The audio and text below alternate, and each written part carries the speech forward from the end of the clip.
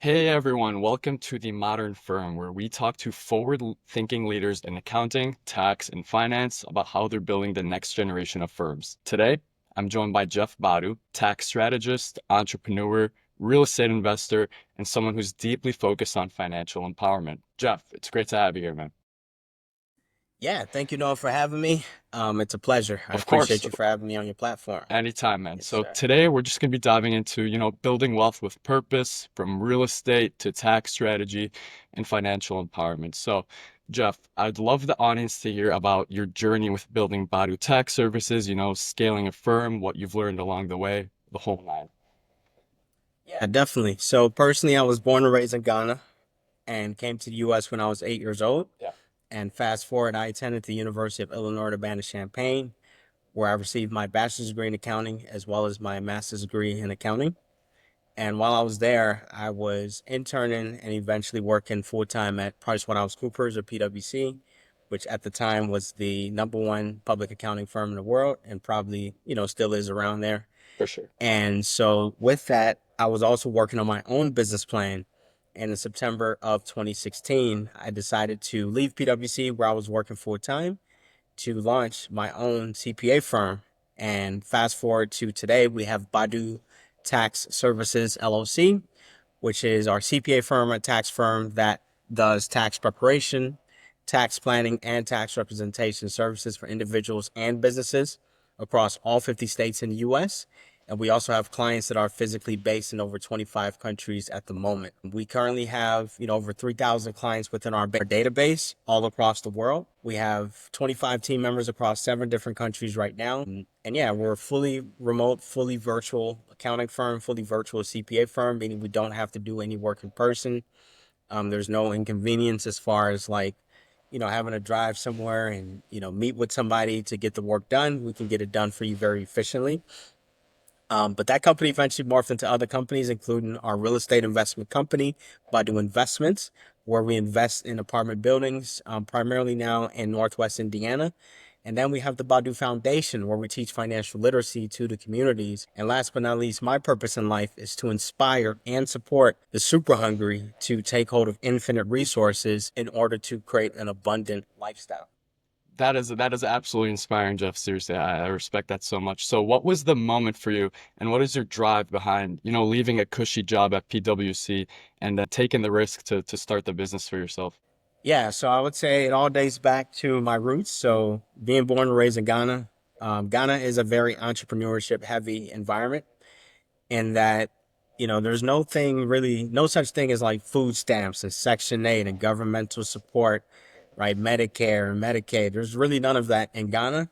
So you literally have to go out there and work in order to survive. So if you want to survive, still be a being individual on this planet, then you really have to go out there and work, go out there and get it. And so for most people, the way they do that, since they usually can't find a traditional job due to, maybe some hurdles, right? Some setbacks, Yeah. they go out there and start their own business. So they might, for example, start their own fruit company where they start selling fruits on the streets. We have mechanics who start fixing cars. We have folks that sell cotton candy, right? Just anything to go out there and make ends meet. So for Totally. me, looking at being born in that and raised in that environment, you tend to be who you see. And so I wanted to become an entrepreneur. I didn't really understand why they were doing those things. I thought it was just out of pure passion, out of pure drive, but I didn't know that they had to do those things. And so that was one reason that led me into the entrepreneurship journey. And then secondly, my parents are both entrepreneurs as well. They're both in the real estate industry. They develop properties in Ghana. So that made me want to become just like them as well. And then through some different experiences, for example, I took an assessment, a career assessment in my junior year in high school. And they said, oh, accounting is what would probably be the best fit for you as a career. And Yeah. I started doing more research, getting acclimated with more mentors, watching YouTube videos, looking at Google articles about the industry, learning more about taxes. And then another thing that I want to mention about my childhood is that I basically, I'm blessed to be born with the gift of math, right? Just having that skill of math, knowing how to count number, basically the accounting aspect, right? So being pretty good at math, receiving high scores in my math classes, that naturally made me attracted to the subject of math. And we know accounting, the main subject is math. And so all those things put together made me want to be in the accounting industry and then also start my own accounting firm. And another reason why I wanted to start my own accounting firm was because I wanted more freedom, right? I wanted more autonomy as far as decision making and just being able, I feel, to make a bigger impact across the world where I'm more so free to do pretty much as I please in the business. And yeah, now we've built a great team around us of great savvy individuals who ultimately help our clients in a massive way and then ultimately create that abundant lifestyle for themselves and our clients as a whole as well. And that's absolutely inspiring. And for anyone who's working, a cushy office job, that should be an inspiration for them as well. So how can one leverage, real estate and tax strategy to build wealth? Because that's something that not a lot of people have knowledge or experience of, and it's a pretty rare skill to have. Yeah, definitely. Great question, Noah. So I would say strive to become a real estate professional. That's one. And a real estate professional by definition is someone who does enough real estate during the year to be able to claim some tax. Basically, they are able to claim their losses, their real estate losses against their other source of income, like W-2 income, 1099 income, that sort of thing. And Oh, so basically with that, you can do things. For example, I'll give you one strategy and please don't try this at home, right? It is called cost segregation, which is an accelerated depreciation strategy where all in all with a property, let's say you bought it in this year, 2025, we're able to claim a tax deduction of conservatively 15%, let's say 15% of the property's purchase price, right? yeah. 15% of the property's purchase price as a tax write-off that can offset your W-2 income, your 1099 income, as long as you're a real estate professional, someone who does enough real estate throughout the year for the IRS to deem you a real estate professional. And so imagine you buy $1 million property, you get a tax deduction of $150,000 Wow. that you can use to offset your other source of income, if executed correctly. And I'd say probably not something you want to try at home. It's not an easy strategy, right? I would say over 90% of tax professionals don't even know what I just talked. And so can you imagine someone who's trained in the profession doesn't know that, how does that apply to your everyday individual at that point? Absolutely, absolutely. So, what is your advice for someone trying to take the steps to become a real estate professional or to learn the tax code? What are some first steps someone could take to expand their knowledge? Yeah, so fortunate for me, I've been blessed enough with the knowledge, with the resources. So I created a platform. It's called jeffbadu.com, JEFFBADU.com.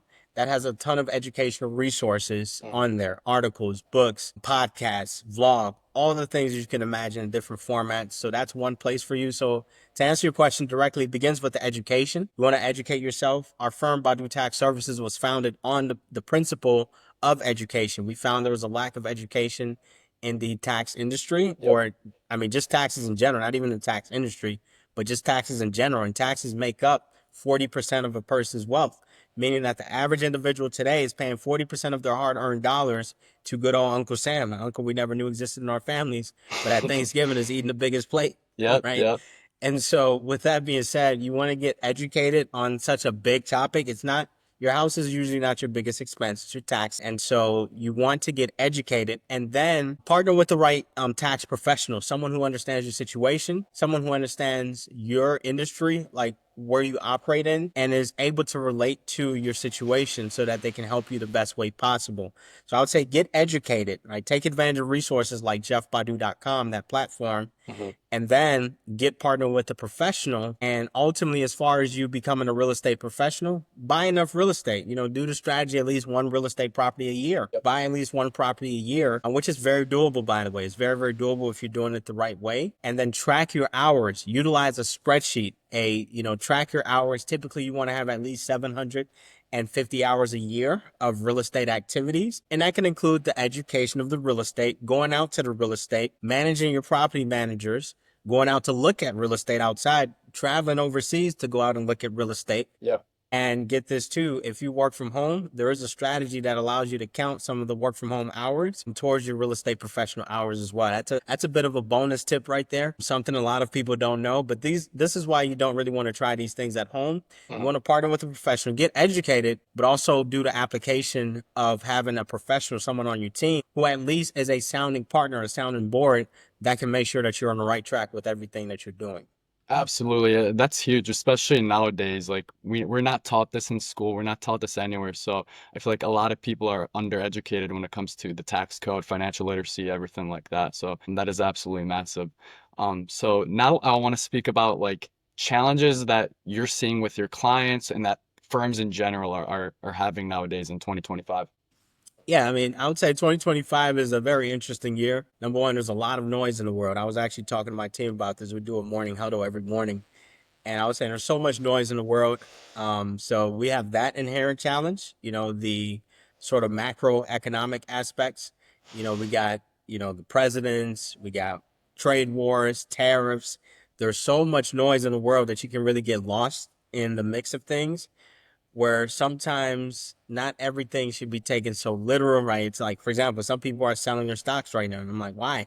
You don't want to probably sell your stocks when they're down. You probably want to buy low, sell high, For sure. as the stock market principles will tell you. And so there's a lot of noise in the world. So this is just from a general standpoint. Mhm. Some other challenges within the industry itself is that there's going to be a big tax reform that is set to come out very soon. So there's a big tax reform that is set out to come out very soon, under the new president in the United States. And so that is going to cause people to there's going to be a shift. They're going to have to get more educated when it Yeah. comes to certain things, right? So just learning that. So probably some people are going to exit the industry, some professionals, because they're like, you know what? I don't really have the time or the energy to be learning new stuff. Yeah. They're so bombarded with the old stuff, then how in the world can you balance the new stuff? When COVID happened, COVID-19 2020, a lot of accountants exited the industry. Unfortunately, some due to health issues because of COVID-19 itself as a disease, as a pandemic, and also just not being able to adapt to the industry with all the different loans that came out and all the different things. So there's going to be a need to get more educated. And one of our core competitive advantages is education. We're Mhm. always up to date on tax laws. We're subscribed to some of the most robust platforms and resources. So we're always in the know as to what happens. And then we can advise our clients accordingly so that they can make the best and most informed decisions. So change, right, is inevitable. Yeah. But 2025, especially, there's a ton of changes, things that are happening every single day, right? So you just want to be able to sift through the noise and understand what's really noise that you should really just ignore or disregard. Not necessarily ignore, but just don't pay close attention to it versus legitimate things that you should probably be paying attention to, like interest rates, right? How are these things going to affect interest rates in the real estate market? How is that going to affect prices of real estate? So I would say biggest challenge in the world right now is the noise that's going on, and the biggest challenge in the industry are all the changes that are about to come about this year alone, essentially. 100%. Yeah, absolutely. The world is going crazy right now with all the changes going on and everything. So from your expertise, so what's one piece of advice you'd give to, a firm owner who's starting out to kind of navigate the world that we're living in right now, apart from just common education and everything? Yeah, I would say as someone who's in the profession, or maybe you're trying to start your own firm, for example. I mean, honestly, and this is not something maybe I would do because I love the process of starting a firm and going through the struggles and the learning curves. So I would say there's one or two ways to go about starting your own accounting business. And one, you start from scratch. And if you're going to do that, have a mentor, a coach, a business coach. It is so vital. Have somebody that will help you prevent mistakes that you would have made 20 years from now. Get this, 20 years from now, right? Mistakes that you would have made in 2045, you can prevent them right now, Yeah. 2025. And so if you're going to go that route, have somebody that's done it before you, bigger and better than you, and you can learn from them and also be a coachable individual, right? Be coachable. There's so many people nowadays that they're just not coachable because they think they know it all, right? Yeah. They think they know it all. And so if you have a master of the game, someone who you've seen and you trust, and you've seen they've mastered the art, the craft, you probably want to follow that person. You want to listen to their advice, right? And of course, make sure they're acting in your best interest by them being someone of integrity, someone of genuine a good heart, you know. So that's one thing. So that's one way to start the business. And then another way, and this is something we offer within our firm, is to partner with an already existing firm that has an entrepreneurship based model. So for example, in our firm, allow people to build their own book of business, Yeah. like a life insurance agent or a real estate agent. You can literally come into the firm. We'll give you all the resources, all the platforms, everything that you need. Bring your own book of business. Yes, we do take a royalty, you know, percentage Yeah. of the total sale, but Totally. that's just us. That's our training fee. That's our coaching. That's our mentoring fee. And it's going to help you make a lot more money later down the road, as well. So you can start it from scratch, but if you're going to do that, have a mentor, a coach in your corner. And then if you're going to do the whole partnership route, then same thing. Have a mentor, coach in your corner, partner with the right firm, somebody who's going to look out for your best interest. Yeah. And I think the common theme is surround yourself with people who are in alignment with your core values and people who are going to look out for your best interest, not just their own best interest. 100%. I think that's a lot of the big thing that a lot of people struggle with is they want to do everything themselves, and that's why it leads to failure most of the time. You know, like you said, it's worth the investment to partner with a professional, with an expert, because nothing is more valuable than experience and that sort of thing. That's amazing, Jeff. So I'd like to touch on next on how Badu Enterprises is serving like the underserved community and teaching them financial literacy, you know, everything that's going on there. Yeah, that's a great question, Noah. So I would say generally we serve all communities nowadays, but I mean the folks that tend to need the education, the coaching, the resources the most does tend to be the underserved, the underrepresented, the under resourced communities. So for example, we have the Badu Foundation where there are certain demographics, like you have to be in a low income neighborhood to be eligible to be in a program. All know that usually low income neighborhoods are unfortunately, right, black and brown, right, folks that ultimately are, underserved, Mhm. underrepresented, under resourced. So we do have that criteria there. That way we're not getting somebody who's like a super affluent, wealthy individual coming into the program. Now, Just trying to can get. that person be an instructor and teach in the program? Absolutely. But one of the criterias is that one of the reasons why we exist is we do service underserved, underrepresented, under-resourced communities. So with that, we're able to put them in, once they apply and they get approved, we put them in a Zoom meeting room where it's for a month, right? So it's basically 4 weeks in a month of June every year. So we're doing ours June 2025 this year, and our goal is to have 100 students in the room, and we're teaching them on things like budgeting, saving, investing, entrepreneurship, concepts that as a kid, as a child, man, had you learned these things, how much further you would have been, how much further I would have been had I mastered these topics of budgeting, how to properly budget, saving, one of the most critical aspects to learn as a kid. And so basically with the youth, we pay it forward for them, and then at the age of 18 they get an opportunity to become an instructor within the program so that they can pay it forward as well. They can teach, and then we keep the process going. They can give out scholarships, so we give out scholarships within the program.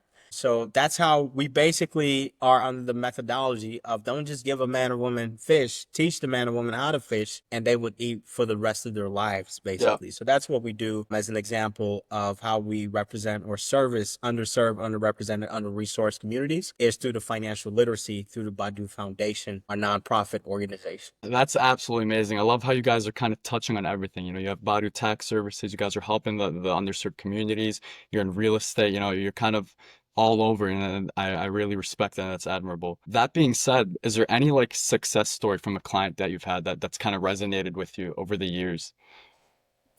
Yeah, I mean, I would say that our very, very first client in the firm, great young, right, young fellow, recently got married, for example, and he does have a video testimonial that we have on our YouTube channel. And one thing I can resonate with him is basically that he's a young, up and coming, rising star entrepreneur. And yeah, I mean, he reached out to the firm, or it was somebody that referred him, or somebody that I went to college. So the power of networking, somebody I went to college with referred him and said, yeah, this young individual started his own firm. He's looking to work with clients. And long story short, in our first year of working with him, we saved them $100,000 in taxes. I kid Wow. you not, $1,000 real cash in taxes by utilizing a few tax strategies. And at the time, our fees were very, very low. So his return on investment was insanely infinite. So basically with that, now he's able to take some of those savings, and we work with him to this day, right? As a tax planning and a tax preparation client, he's referred his friends, family, everybody. And now he's starting to invest that money into real estate, right? He's taking the money that we've saved him, investing into real estate. He's already married. He's probably about to have kids in the future. Right? Yeah. So now he's going to be able to create multi-generational wealth that can benefit him, his family, and 1,000+ generations that come after him. And so that is truly the definition of that abundant lifestyle, is being able to benefit from all of the services that we offer from a tax standpoint, and then turning them into financial benefits by reinvesting that money, allowing it to earn you infinite return. And then you pay it forward to the future by benefiting 1,000+ generations that come, after it's all said and done. Absolutely. All right. So Jeff, like where do you see the future of small firm growth? Do you see like big players like Deloitte and PwC, KPMG, the big four just continue to dominate, or do you see that the small firm sector is gonna grow, or what are your predictions regarding that? Yeah, I mean, the big firms are always going to dominate. They're always going to be part of the big four. Yeah. Through strategic partnerships, the smaller firms, if we partner together, if we form an alliance, if we join and put our heads together, then we will become similar to them. Not that we aspire to do all the things that they do, but as far as impact goes, I believe if smaller firms form an alliance, then we will be just like them. I mean, these firms, every firm starts small, right? Yep. Every firm, PwC started small, with the Coopers, and basically they didn't used to be PwC. They were merged as a company back. There's a bunch of mergers that happened back in the day. So I would say not even necessarily through mergers, but through strategic alliances, strategic partnerships, strategic joint ventures. If we do that and we share resources with each other as firms, we will become so impactful. I hate this word, but so dominant as a force in the industry. Mm-hmm. Because the thing is, right now, one of the biggest complaints in the industry is communication and turnaround time. Communication, lack thereof, and turnaround time. If we have an alliance of people, and let's say a CPA firm is so swamped with work during a particular time of the year and it's turning down everybody. Well, imagine if they partner with 5 firms where they can send the work to, and they would be communicated the turnaround time. They still get paid a compensation, a commission on the work that they refer. Let's say 10%, for example, and they still eat, right? Client is taken care of. There's an alliance that's formed, and maybe one firm doesn't know how to do a particular service, but has another firm that does. Well, now how much better can we service that client? And so that's one way we plan to continue growing, is through strategic partnerships, joint ventures, and alliances. And that way our turnaround time is going to be a lot quicker. That's something, even as a firm, we're always striving to improve. Communication would be a lot better, and the transparency and the service delivery stages in the process, the client will be transparently able to view that and say, wow, okay, I'm not just working with one person, John Doe down the street, who I've been working with for 10 years. I'm working with a multitude of companies that are looking at my best interest. And I know that if I need something done by XYZ time frame, they will do it by XYZ time frame. Absolutely. A collaboration, networking, that's the key to growth. I would agree with you there. Speaking of Yes, sir. growth, where do you see Badu Tax Services and Badu Enterprises, 5, 10 years down the road? What's next for them? I know you guys service around 3,000 clients at this point in time. What are your goals for the future, and what are your plans for that? Yeah, great question, Noah. So I would say within the next 5 years, we see 10,000 plus clients within our database. Uh-huh. Team size will probably be at least 100, right? Because Yes. we need people to service them. We'll have teams within teams, so we'll have team leads within team leads, right? And I would say, as far as revenue goes, probably in the tune of 25 million in revenue. And so onward and upward, right? Just growing on a massive scale. We will tweak, fine tune our systems and our technologies, and our people will naturally get better. They'll be more dedicated to the firm. So as far as revenue goes, 25 million, right? Revenue. And then clients, 10,000 plus clients, right? Dedicated, nice, good size of clients that are tax planning and tax preparation and financial coaching clients. Well, we want to help them create wealth as well. Absolutely. And then, yeah, team size across 100 people, probably across maybe 20 different countries. Right now we're at 7, so maybe 20 countries as far as team member representation for different countries are concerned. Amazing, man. I have no doubt you'll hit these goals. I mean, you're very driven, and you have good processes, and I have no doubt about that. So, What are some challenges that's maybe stopping growth or slowing it down, or if any, are you facing any challenges at the moment? And then how do you plan to overcome them?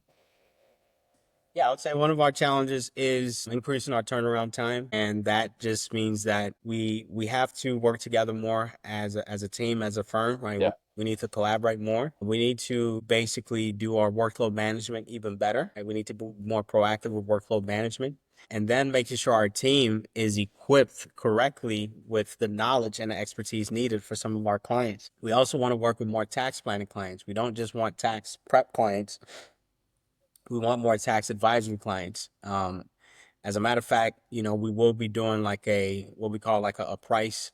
I call it a price upgrade. Some people call it a price increase, but I call it a price upgrade.